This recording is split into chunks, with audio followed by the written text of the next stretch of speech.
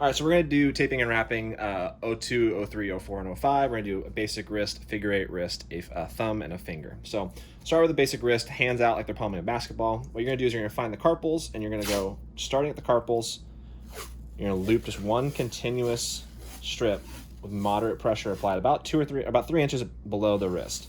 And then just slowly work your way back up. And to lock that all in, you just put one single anchor strip. And that is the most basic wrist tape you can do. It's a simple circular strip. We use it for football, for pretty much everything, or anytime somebody needs a little bit of wrist support.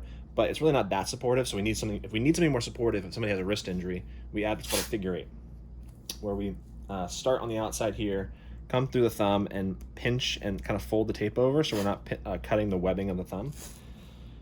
Come across, again, kind of get your angle, and you create this X, one side and the other side. On the outside, or actually technically the medial side of the wrist, for talking about anatomic position. And that's all you need to do is 2 or 3 of these and one more anchor strip to lock it all in. So that is a simple basic wrist. Try to get as little creases as possible. Had some creases there, but try and get it nice and clean. Next up we're going to do is a thumb spica. So a thumb spica is, we try to protect this MTP joint here and this ulnar collateral ligament of the thumb.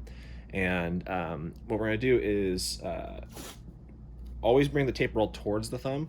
We don't want to go away from the thumb because that pulls the thumb actually out and away into a dangerous position and an uncomfortable position. So we bring the tape roll towards the thumb, and we make an X right over the thumb joint.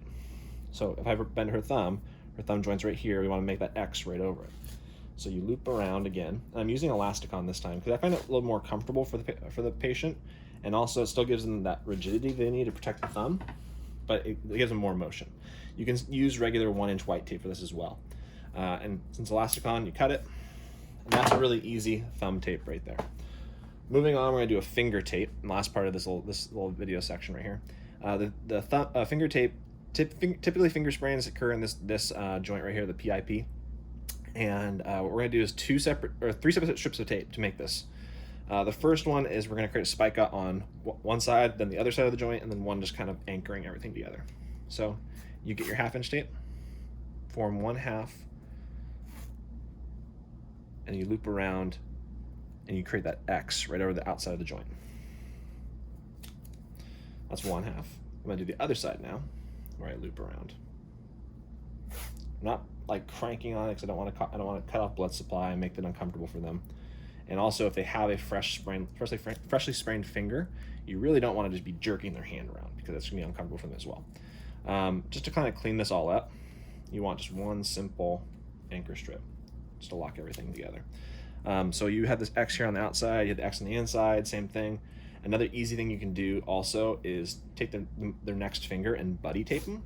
So what you're just doing is a simple strip around, and what you're doing is this healthy finger, this non-involved finger, is now acting as a splint for the injured finger, and that's a buddy tape right there. So both of these would be a really easy way to do a finger tape.